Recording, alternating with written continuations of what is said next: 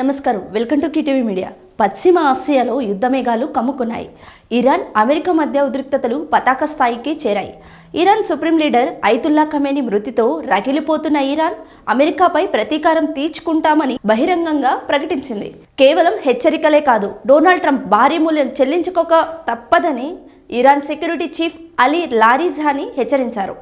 ముఖ్యంగా అలీ లారిజానీ తన ట్విట్టర్ ఖాతాలో సంచలన వ్యాఖ్యలు చేశారు. తమ నాయకుడు చిందించిన రక్తానికి ప్రతీకారం తీర్చుకుంటామని ఆయన స్పష్టం చేశారు. అంతేకాదు, ఇరాన్ మీద జరుగుతున్న దాడులకు మిడిల్ ఈస్ట్ దేశాలు తమ భూభాగాలను వాడుకోవడానికి అమెరికాకు అనుమతి ఇవ్వకూడదని హెచ్చరించారు. ఒకవేళ ఏ దేశం నుంచైనా దాడి జరిగితే ఆ ప్రాంతంపై తాము తిరిగి దాడి చేస్తామని తేల్చి చెప్పారు.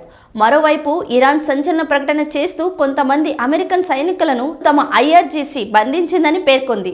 అయితే అమెరికా రక్షణ విభాగం సెంట్కామ్ ఈ వార్తలను ఖండించింది. ఇది కేవలం తప్పుడు ప్రచారమే అని కొట్టిపారేసింది. ప్రస్తుతం ఇరాన్ తన ట్రూ ప్రామిసెస్ 4 పేరుతో ప్రతీకార దాడులకు సిద్ధమవుతోంది. మరి ట్రంప్ ప్రభుత్వం దీనిపై ఎలా స్పందిస్తుందో వేచి చూడాలి.